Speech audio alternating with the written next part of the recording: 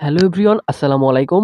আবারও আপনাদের মাঝে নতুন আরেকটি ডিজাইনের ভিডিও নিয়ে চলে আসলাম। আগামী ১লা সেপ্টেম্বর বাংলাদেশ জাতীয়তাবাদী দল বিএনপির ৪৭তম প্রতিষ্ঠা বার্ষিকীর একটি ইউনিক টাইপের ব্যানার নিয়ে চলে আসলাম আজকের ভিডিওতে।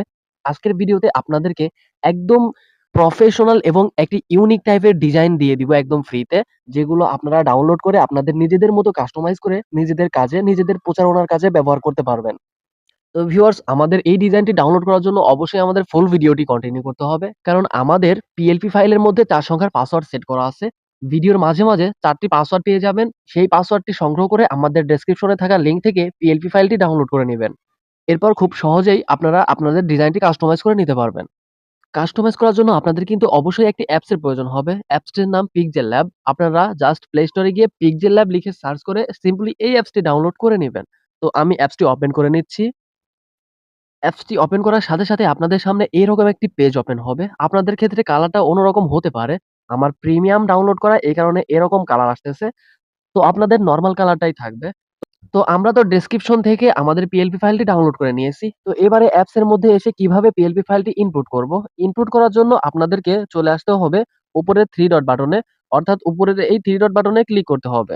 অর্থাৎ আপনাদের উপরের এই 3 ডট বাটনে ক্লিক করতে হবে। আপনারা জাস্ট এই 3 ডট বাটনে ক্লিক করে দিবেন। এখানে ক্লিক করার পর আপনাদের সামনে কয়েকটি অপশন চলে আসবে। এখান থেকে আপনারা একদম লাস্টের দিকে দেখতে পাচ্ছেন ওপেন পিএলপি ফাইল। এই অপশনটাতে সিম্পলি ক্লিক করে দিবেন। ওপেন পিএলপি ফাইল উপরে ক্লিক করে দেওয়ার পর আমাদের সামনে উপরে দেখতে পাচ্ছেন ডট পিএলপি ফাইল নামে একটি অপশন রয়েছে। এই ডট পিএলপি ফাইল অপশনটাতে আমাদেরকে ক্লিক করতে হবে।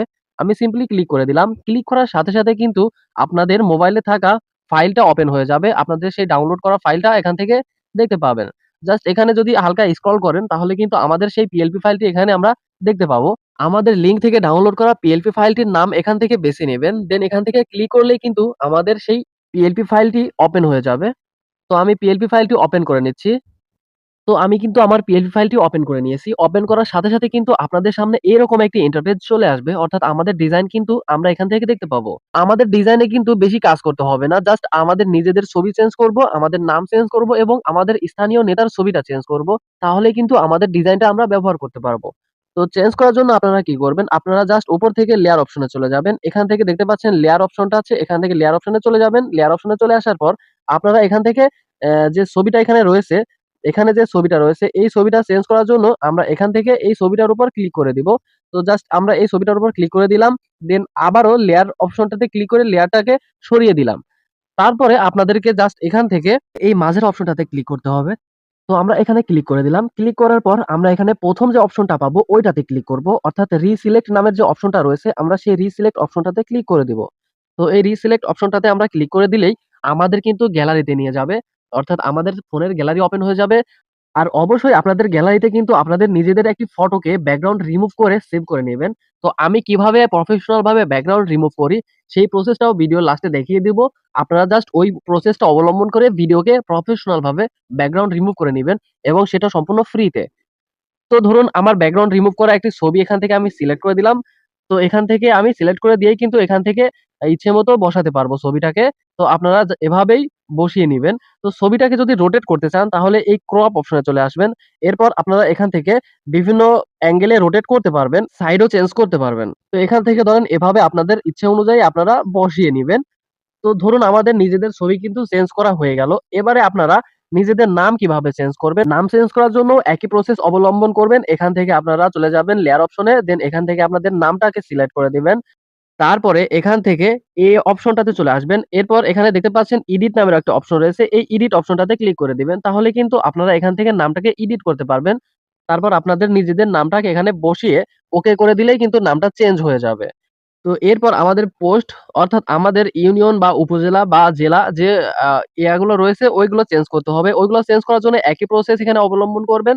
এখান থেকে এখানে লেখা হয়েছে সাতবাড়িয়া ইউনিয়ন ছাত্রদল। আমি এটার উপর ক্লিক করে দিলাম। দেন আবারও লেয়ারটাকে সরিয়ে দিলাম। আবারও এডিট অপশনে ক্লিক করে এখান থেকে আপনাদের যে ইউনিয়ন বা উপজেলা বা জেলা রয়েছে সেগুলোকে লিখে দিবেন।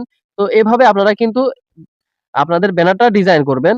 তো ধরুন আমার সমস্ত কিছু এখান থেকে কমপ্লিট। এবার কিন্তু আমাদের নেতার ছবি চেঞ্জ করতে হবে। নেতার ছবি চেঞ্জ করার কিন্তু একই প্রসেস।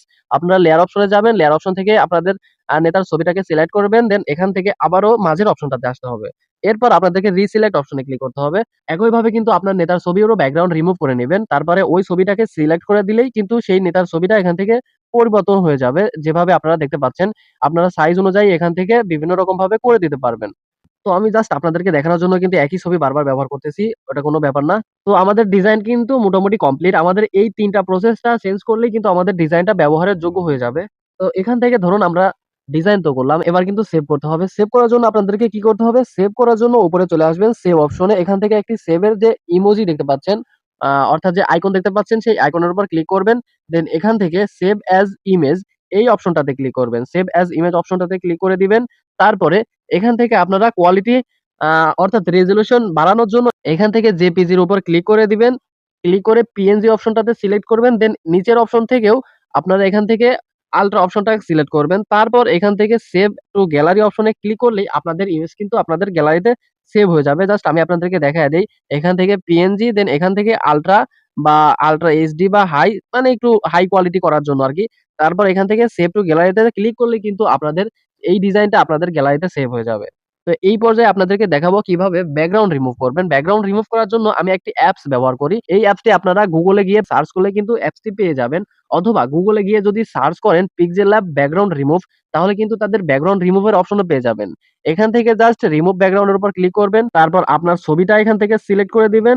এখান থেকে জাস্ট ইন্টারনেট কানেকশন দরকার হয়। ইন্টারনেট কানেকশন দিয়ে আপনার ছবিটা সিলেক্ট করে দিলেই সুন্দরভাবে ব্যাকগ্রাউন্ড রিমুভ হয়ে যাবে। দেন উপর থেকে ডাউনলোড অপশনে ক্লিক করলে ডাউনলোড করতে পারবেন। এবং এটি খুব প্রফেশনাল কাজ করে। তো আজকের ডিজাইনটি ছিল এতটুকুই। ডিজাইনটি কেমন হয়েছে অবশ্যই কমেন্টে জানাবেন। আর এর পরবর্তীতে কোন ধরনের ডিজাইনের ভিডিও চান সেটিও কমেন্ট বক্সে জানিয়ে দিবেন যাতে আমাদের ভিডিও করতে সুবিধা হয়। আর আমাদের YouTube চ্যানেলটি একদমই নতুন। যারা এখনো আমাদের চ্যানেলটি সাবস্ক্রাইব করেননি, খুব দ্রুত YouTube চ্যানেলটি সাবস্ক্রাইব করে নেন। পরবর্তী ভিডিওগুলো অবশ্যই আপনাদের হেল্পফুল হতে পারে। তো এতক্ষণ সঙ্গে থাকার জন্য অসংখ্য ধন্যবাদ। দেখা হবে পরবর্তী কোনো ভিডিওতে। আল্লাহ হাফেজ।